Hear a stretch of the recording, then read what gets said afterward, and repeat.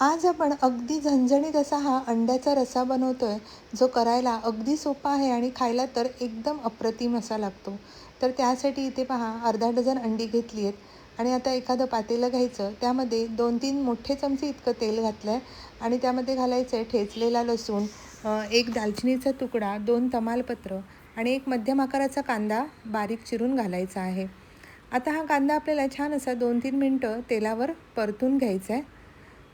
त्यानंतर यामध्ये घालायची आहे पाव टीस्पून इतकी हळद आणि 2 चमचे मी मालवणी मसाला घातलेला आहे.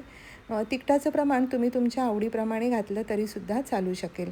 आता मसाला छान असा तेलावर परतून घेतल्यानंतर यामध्ये आपल्याला वाटण घालायचं आहे. आता वाटण म्हणजे भाजलेलं सुकं खोबरं, कांदा, आलं, लसूण याचं हे वाटण आहे.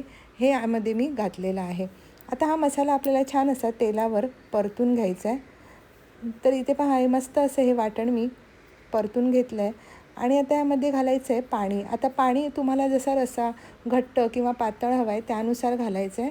हा रस्सा जास्त घट्ट करायचा नाही, थोडासा पातळच असतो. तर इथे पहा मी सुरुवातीला 2 वाट्या पाणी घातलं आणि त्यानंतर परत 1 वाटी इतकं पाणी घातलेलं आहे.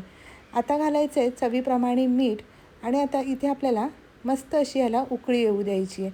तर 10 मिनिटानंतर तुम्ही पाहू शकता मस्त अशी ह्या रश्श्याला उकळी आलेली आहे. आता यामध्ये आपल्याला अंडी अशी ही फोडून घालायची आहेत.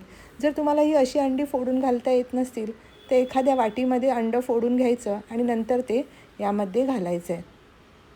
तर इथे पहा ही सगळी अंडी अशी फोडून मी या रश्श्यामध्ये घातलेली आहेत आणि 10 मिनटासाठी झाकण ठेवायचं आहे.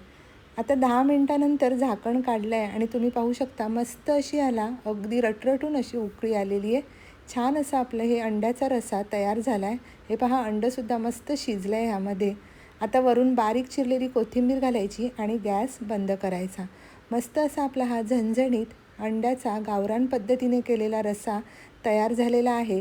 यासोबत तुम्ही भाकरी, चपाती आणि भातासोबत अगदी अप्रतिम असा हा लागतो. तुम्हीसुद्धा नक्की करून पहा आणि आपली रेसिपी आवडली असेल तर व्हिडिओला लाईक, शेअर आणि सबस्क्राईब जरूर करा.